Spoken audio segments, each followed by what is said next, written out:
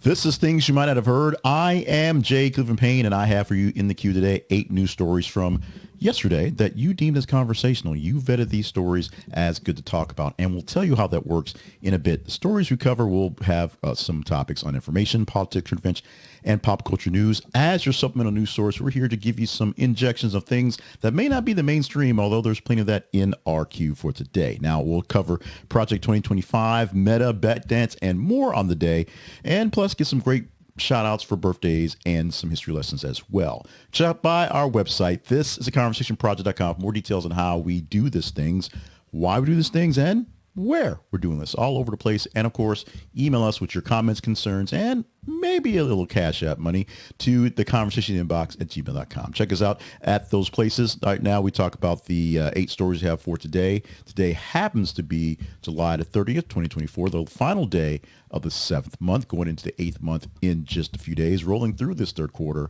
like a boss we are. And so let's get into the news stories we have for today. No particular order as they're being presented, but we'll give you some context on how they got to where they were in today's countdown. Story number 1 is a big one. It's a really big one. It's a big one by the fact that it is a $4 billion big one. The headline for the story reads, White Dudes for Harris raised $3.5 million for Democrat campaign against Trump. President Kamala Harris is, sorry about that, wrong mouse.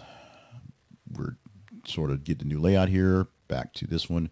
It's not a great story because I have to open up with this fact that the robot editor we use, an AI program to skim through the news articles to kind of write it for me, if you will, and then I edit it back in.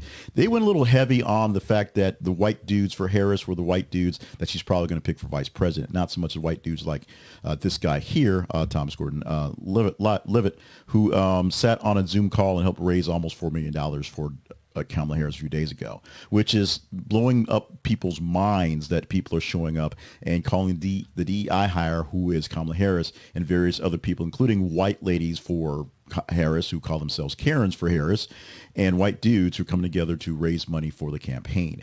Now, yes, it's important to talk about who may be the vice president. Some big names are Tim Walz, governor of Minnesota, governor of Pennsylvania, Josh Shapiro, a lot of names, a lot of words on him, and Arizona U.S. Senator Mark Kelly, the former astronaut, and the husband to Gabby Giffords.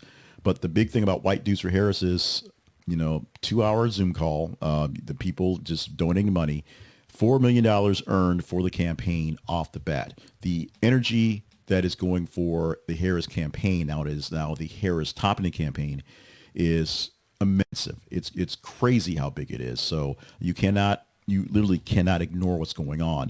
That doesn't mean she's going to necessarily win. That means that her chances of competing against Donald Trump are a whole lot more exciting, at least from the standpoint of a viewer and from people who are energized to hopefully on their end, make her the next president of the United States, make her 47 and not give 45 a second term.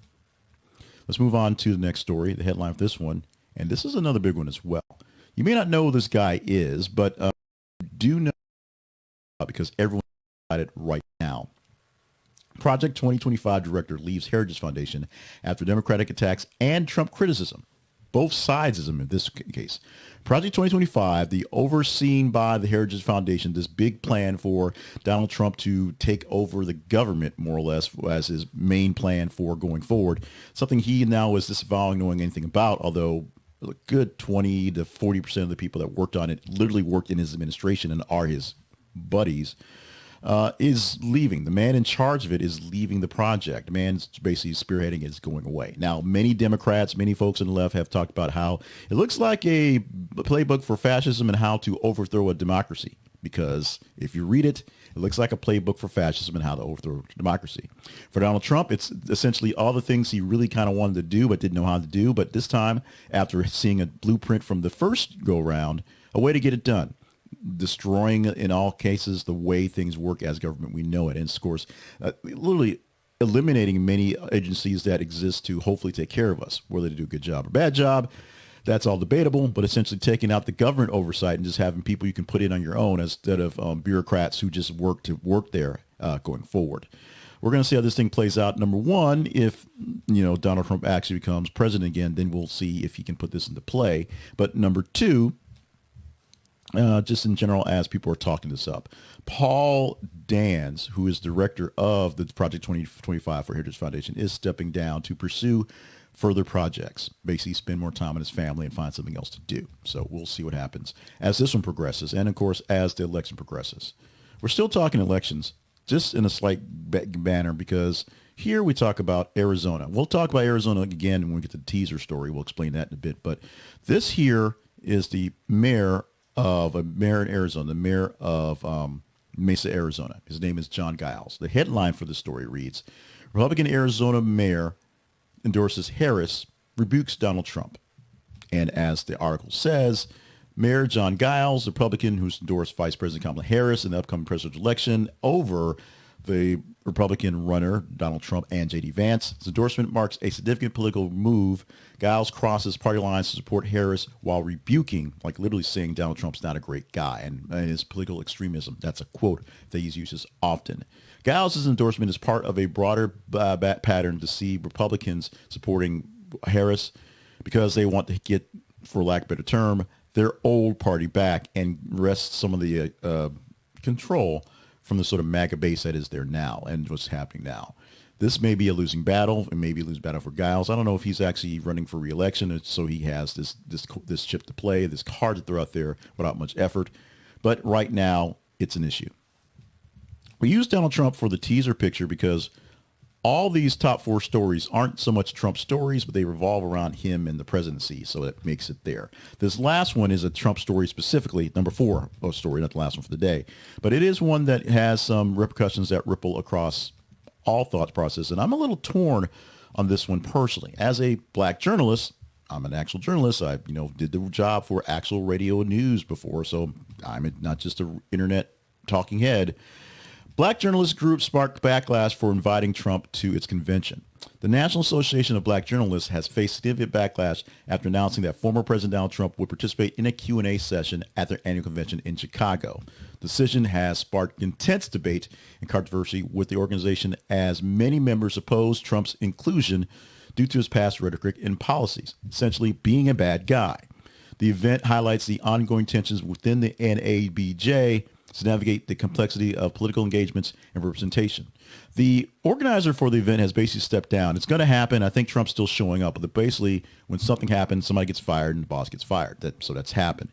Essentially, this is a good get. And presidential nominees, including Obama's, and I think Harris spoke at some point, and Biden, have spoke at the National Association of Black Journalists, mostly because they kind of support democratic values, more or less. Romney actually spoke a few years back, which sparked some controversy, but not as much as this one.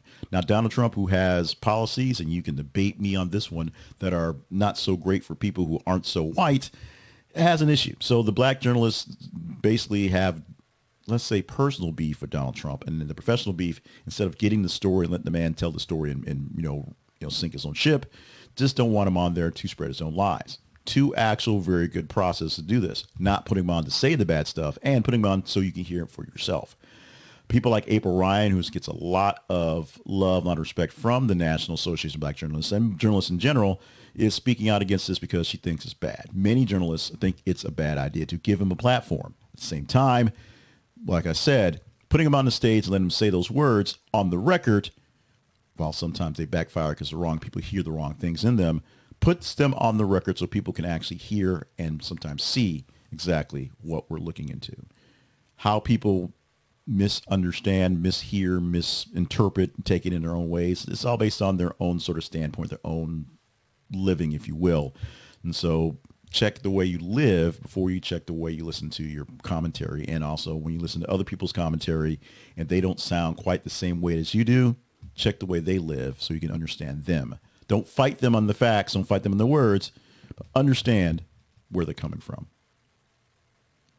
The number 5 story this morning. Meta agrees to $1.4 billion settlement with Texas, the whole state, in privacy lawsuit over facial recognition. The Texas Attorney General Ken Paxton got some good work done this week. He secured a $1.4 billion settlement with Meta, the parent company of Facebook, over allegations that the company illegally used biometric data during its facial recognition technology without users' consent, essentially snapping pictures and using it to feed the algorithm, but didn't say, oh yeah, can we use your picture? The settlement, the largest ever obtained by the single state, is addressing the claims that Meta's practices violates Texas primary privacy laws. Essentially, you have a right to your face and not have it out there for computers. Requires Meta to pay the state that $1.4 billion over 5 years. It's not one big check, 5 big checks. Split that so it's $200 plus million a year for 5 years, something like that. Meta can apparently afford it, so it's not so much that it's that. It is a big chunk of what's going on. It does make a statement going forward for what Meta does and what all people do with their metadata, especially facial recognition. Flowers, and pouring out a little bit for Francine Pascal, creator of the beloved Sweet Valley High books, something that was a staple back when I was a kid and still going strong today, oddly enough. She has died at the age of 92. The acclaimed author of and creator of the Sweet Valley High series passed away on Sunday, age of 92. Pascal's influential series began in 1983. Yes, 83. Captivated millions of young readers and sold over 200 million copies worldwide. Her work has left a lasting impact on the genre of young adult literature. Although it doesn't really inspire Hunger Games, but it does inspire young literature. The news of her passing was confirmed by her publisher, Penguin Random House, yesterday. So that's how we're getting all the articles yesterday. She passed at the age of 92 on Sunday. Handing her flowers, although for this point, she's been getting flowers all this time, more extra flowers on the way out, and much love to her and her work. Condolences, love, good tidings, good wishes, positive energy to the family, friends, and the millions and millions of fans of the Twins and Sweet Valley High itself. Not flowers going out to Bytedance, as Bytedance has been banned from the House of Representatives' devices. All apps from Bytedance have been banned from all devices by members of the House of Representatives. Just the House, not quite the Senate. Now, what does this mean? Well, the actual Congress has been working to try to basically get rid of TikTok specifically and Bytedance to sell it to an American company because the Chinese Communist government, yada, yada, yada, blah, blah, blah. But on August 15th, all members of the House must have any Bytedance app removed from any device that's on their computer, on their laptop, on their phone. Everything else must be gone. Now, the minor thing on this is that means Tim Burchell will no longer hear me do hot takes about Mr. Simone Biles. That is going to happen because they're popping up on TikTok. The bigger thing is this is the push as Bytedance is actually under the gun, under the clock is ticking to get them to actually sell TikTok and anything else they want to use here in the States to United States or some other user, some other company so that it can be used because they are essentially thinking about banning a lot of Chinese apps because they gather data and they're probably spying on us, or they're gathering data and they're pretty sure they're spying on us. It is what it is. And we'll see what happens. As I said, Josh Hawley can no longer hear my takes on things such as Mr. Simone Biles and, of course, chicken wings being boneless or boned. But we will see what happens in real time, in real life with TikTok specifically, and anything created by Bytedance, as it's going to be banned from the House of Representatives phones in a few weeks, and maybe banned from all devices within the year. Our number 8 story, the final story for this morning. This is a doozy. Texas County declares emergency after 103 earthquakes in 1 week. Yes, that's not a typo. 103 earthquakes in 1 week in West Texas. West Texas has experienced over 100 earthquakes in the past week, leading officials in Scurry County to declare a state of emergency. Frequent seismic activities have raised concerns among residents and scientists alike, one would think. The primary cause of these earthquakes believed to be linked to oil and gas extraction activities. That will be fracking, folks, particularly the process of wastewater ejection, which can induce seismic activity in a region. Situation underscores the need for careful monitoring and regulation of such industrial practices, that's a word I can't say very often, to mitigate their environmental impact. Fracking helps us get oil.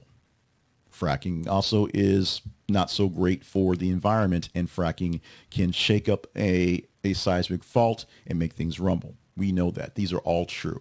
So the best thing to do is to figure out how to make it safer or do less of it. I guess those are two things. You can either figure out how to make it safer so you can have less issues like this, or find another way. The people who want to find another way are being blasted by the people who don't want to find another way. They want to do it just as they are. So this is an argument we're going to keep on having.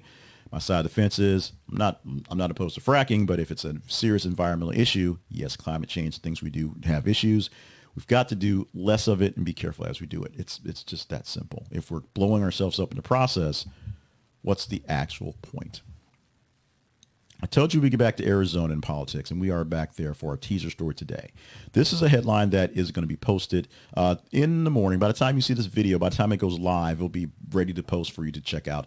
And Kari Lake has won her Arizona Senate primary and will tee up with a showdown to run against Senator Gallegos, who I may have butchered because I hear it one way and I'm reading it another way, so hopefully I actually read it right, Gallego. But the story we used yesterday was the story that about the mayor of Arizona who chose Harris over Trump in an endorsement, and that's how this thing works. We give you stories every 50 minutes or so in our feeds on Facebook and X. Facebook.com/This Is a Conversation Project and X.com/TH_conversation. All you need to do is follow us on them feeds. Follow us. And on our sites. Follow us as we give you stories to engage in from various different sources, various different headlines, various different places. Some you probably don't like very much. Some you may be in love with and wonder why we're making fun of them. We're not. We're giving you a wider range of stories from sources for you to engage in. And all you need to do is click the little emoji face or the little heart thing or do what you need to do to show you're engaged in it. Of course, look at it, read it, share it, and click a like, love, hate, share, whatever going forward. The more engagement story gets, the better chance we have of talking about it. We'll go through the top 15 or so stories of a day and give them to you in eight of them as you just did today. Will Kari Lake being ready to run for Senate again, or actually she actually ran for governor-in-law, so running for Senate again this time. Will this one be the big one, a big one for tomorrow? Only you can help us make that happen. And yes, sometimes they do make that range and we pick other stories, so we will give you some mea culpas on those things. But to make it viable, it's got to be a big one. It's got to be within the top 15. So make sure you're engaging in Kari Lake or whatever story you want to make happen, and we'll work it from there. This morning, we are glad, proud, happy to be sponsored by the Chess Store. Visit our website for our affiliate link because that's where it lives. This is theconversationproject.com/the Chess Store. This is conversationproject.com/the Chess Store. Why the Chess Store? It's one of our more popular sponsors, believe it or not. You would not think that a store that lets you buy chess supplies are great, but I've told the story, and the story is getting a little older as JJ gets older, and she's finding other activities and growing out of some other things. But JJ fell in love with chess at a very young age. Our church has a chess club, and she liked helping out the lady that works at chess club, and so she got to chess. She learned how to play chess. She learned how to set things up. We actually helped set up and proctor a tournament over the spring of something on those ends. And unfortunately, life is growing and things are getting hectic, and hormones, things like that. So the love of chess may be waning in the young one, but she still is good at it, still plays it a bunch, and we still love the Chess Store. We still tell the story about how the CPR Chess Club does great things for folks, how it can do great things for you, and if you're looking for a stress release, chess may not seem like the biggest stress buster in the world, but playing a nice little slow and deliberate and engaging game of chess using your mind to help you relax, believe it or not, is a great thing to do. And you can do it with a beautiful chess set from the Chess Store. Check them out at our website for our affiliate link. This is theconversationproject.com/the Chess Store. It's that simple. Chess set replicas of beautiful sets of old chess sets that are beautiful just in general, made of wood, made of plastic, made of metal, made of glass, made of what you can think of, and great travel sets that are nice and easy to carry and look great when you put them out there on the skirts at the coffee shop, in the airport, wherever you are to travel with. Check them out for great chess sets, and they take good care of you, and they take care of us with the affiliate commission going back to it. So check them out at the Chess Store and see how well they'll take care of you. A little bit of time for promotion for the Conversation Project because we have to keep things going. We are enjoying there's more me than we because there's not a lot of folks around here, but to make more we's as part of the Conversation Project, make things work out better, we need your assistance. We need a lot of things. The free stuff that sort of works algorithm magic is to follow us on our feeds, Facebook and X. Follow us on wherever you want to follow us, on YouTube, on Facebook, on X, on TikTok, and watch our videos. Follow us in email form, a written form by signing up for an email newsletter. Follow us in audio form go to your podcatcher of choice, or more or less. I've got three on my phone, and subscribe to our podcast, which is basically the audio version of these things here. Help us keep this thing going. Now, if you want to put some more skin in the game, you can start by checking out some of our sponsors. Those are affiliate links, so when you buy from them, they give us a small commission. You can also directly fund us being a partner and become part of our board of directors and see what's going on. As your supplemental source for great news, we look for people to help us supplement this. So if you can help us out literally monetarily, we can afford to hire more consistently editors and producers and things like that. That's why we lean on the robot editor, because he's a flat fee. I see him as he's a flat fee. But sometimes, like today, the Chat GPT got a little Chat GPT crazy. So some of the stories headlines were written a little odd. So I had to add a little extra to these things because of the actual stories. To get more editors to actually be part of this, and maybe some co-hosts and some other voices. Maybe you don't like my face or voice. I can pay someone else to do this for me. We need your help. Go to our partnerships page at our website and consider being a partner. Various tiers there. One-time donations as well, plus sponsorship links. But as we say, email us. The most important thing you do is let us know what we're doing for free by emailing us at theconversationinbox@gmail.com. And of course, you can, follow us on the feeds. Tell us what stories we need to be chatting up tomorrow. Give a shot in that dark to bring some lightness to conversational stories. We have finished up with the news, the real reason we're here. We've done our business.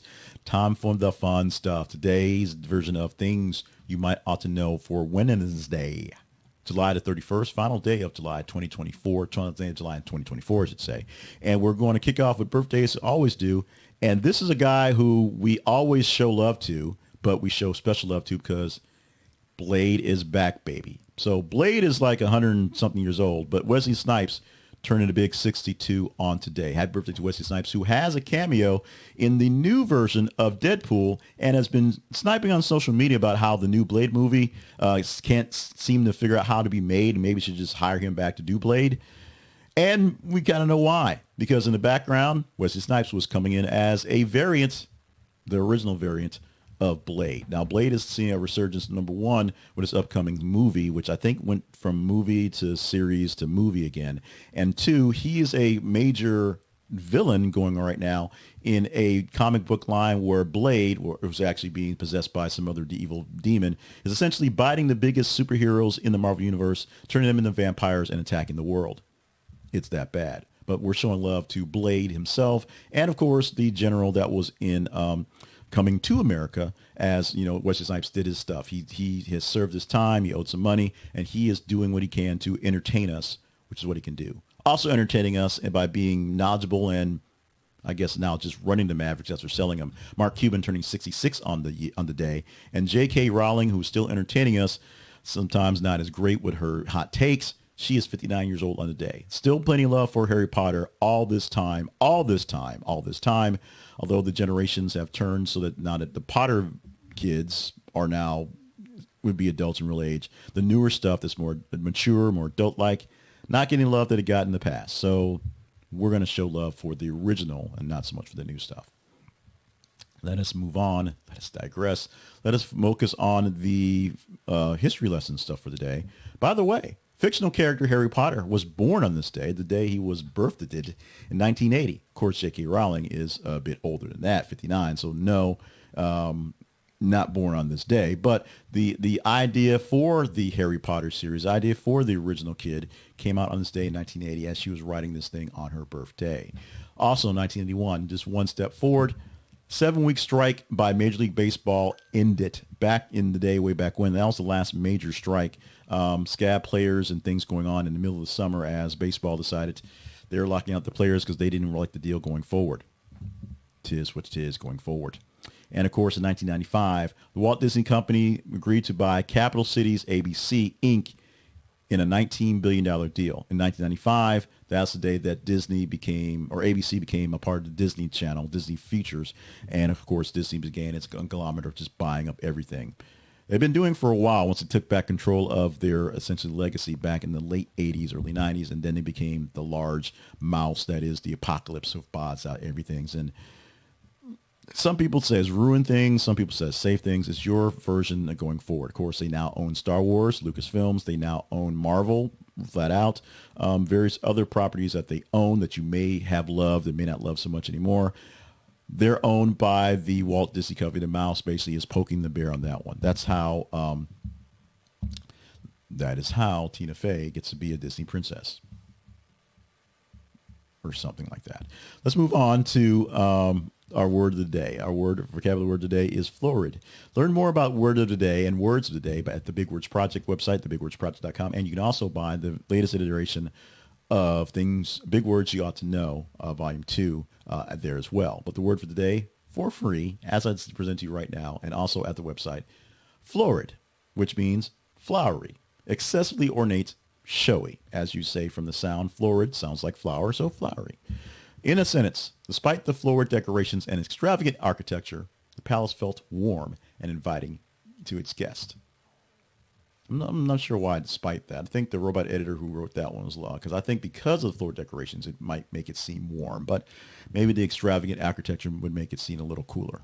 Anyway, florid means flowery, means excessive, means a little over the top. So if you know someone who's a bit florid with their life, with their loving, with their speech, and with their decorations, use this in a sentence to talk about them. They will feel empowered. They might not know it's a backhanded comment. Your mileage may vary. Let's talk about something that's actually definitely positive, not, florid in a sense of using it to kind of smite someone. This is our daily affirmation, and this is a nice short one again that we'll get over very quickly. And it's so needed these days. I am constantly surrounded by love. That's it. Remind yourself, I am constantly surrounded by love. This enhances your self-worth and your confidence. By regularly affirming that you are actually surrounded by love, fosters a deep sense of self-worth and boosts efficiency and confidence by reminding you that your value is top-notch. And the support you have from those around you is, number one, it's there, and it, of course, is also top-notch. You have love surrounding you right now all the time, so someone's there to help you through whatever's going on. That is your affirmation for today. I am constantly surrounded by love. And finally, the alternatives don't really work today, but today is Mutt Day. I'm not sure where a mutt's going to happen because we can't function as a family with a dog at the moment, and probably not ever, because allergies for one, and basically, not having capacity to care for another, and just how things are. So we're not getting a mutt today, but today is National Mutt Day, and I encourage you to embrace, save, and celebrate mixed breed dogs. It's actually twice a year, July the 31st and December the 2nd. So 2 days a year is Mutt Day, basically times in the summer when there's a lot of puppies running around that need to be taken care of. And in December, close to Christmas, where people are getting puppies for Christmas. And you really need to think about that. Despite longing for a new home, millions of lovingly and healthy mixed breed dogs are in shelters waiting for someone to adopt them. National Mutt Day provides an excellent opportunity to find the perfect canine companion. Despite their name, a mutt learns, obeys, and trains much like purebred animals. There's nothing wrong with them. They're just mixed breeds, so you can't say they're pure something. The lineage can't not be traced because you don't know exactly what they are. Although if you're doing something fancy like Labradoodle, that's technically an actual breed. Mutts are lovable. Mutts are, the joy of whatever. They are the actual, just the randomness of life gives you a great, beautiful, beautiful dog. Find a mutt, love it, kiss it, maybe adopt one today. Alternatives for the day, as I say, not working for me, but I'm not getting a mutt today, so that's not going to happen. I don't have the alternatives listed here. Alternatives. See, now I've got to go back and check this thing out because I didn't actually list them, because I must say them. Oh, Raspberry Cake Day and Shredded Wheat Day. Not the fan of raspberries, although blue raspberry soda is good, but that's, artificial flavor. And shredded wheat, not happening. Since I already advanced the slide, let's just go ahead and wrap up from here. It's Wednesday, July 31st, 2024. We did wrap up the things you might ought to know and things you